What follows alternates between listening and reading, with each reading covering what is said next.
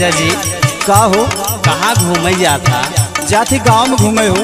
अरे राजा जी हम के लिए हम तोहरे बिना तनिको ना रह पाए।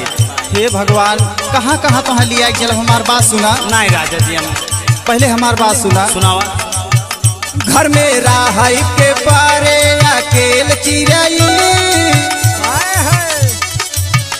घर में राहई के पारे अकेल चिड़ई, जब जाबे हो जब जाबे कमाए धई के रेल चिड़ई, जब जाबे कमाए धई के रेल चिड़ई, जब जाबे कमाए धई के रेल चिड़ई।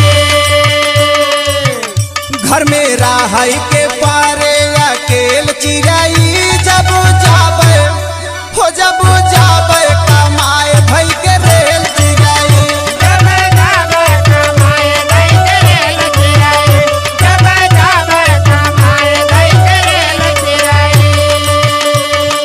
अब हमारा और बात सुना। सुनावा सुनावा का कहा था? अब ही का नया नोहर बाड़ू दुल्हनिया,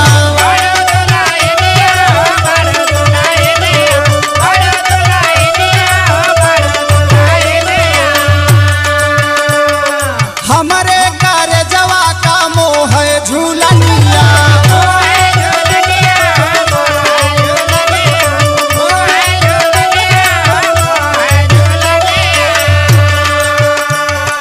अब ही का नया नोहर बाड़ू दुल्हनिया, हमारे घर जवा का मोह है झूलनिया, जात बेरिया ना करू झमेल चिड़ई,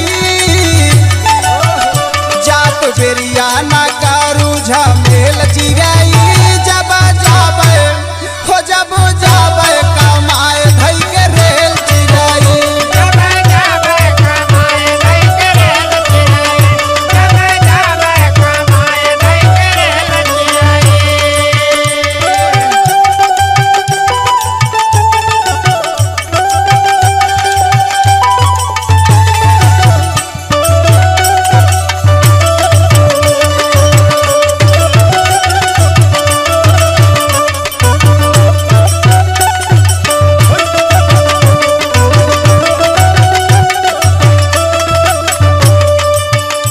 का तू सोचता हम मोनू बहुत न मानव ना हमहू चलब साथे। अरे भाई हमारा और बात सुना। सुनावा।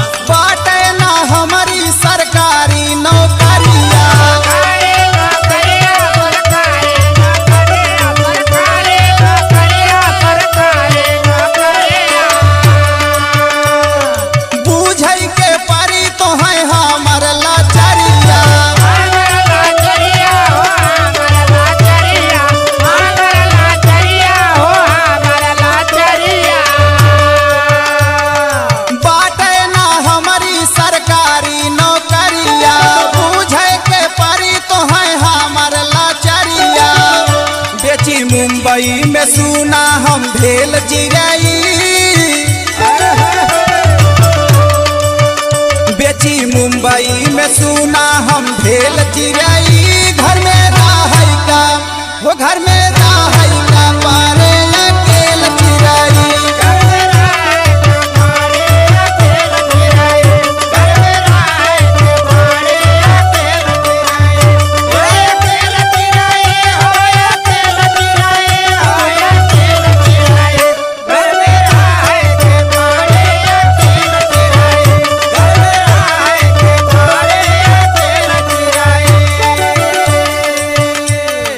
पिया धर्मेंद्र तोहरे अखिया के तारा, अखिया के तारा हो, अखिया के तारा, अखिया के तारा हो, अखिया के तारा।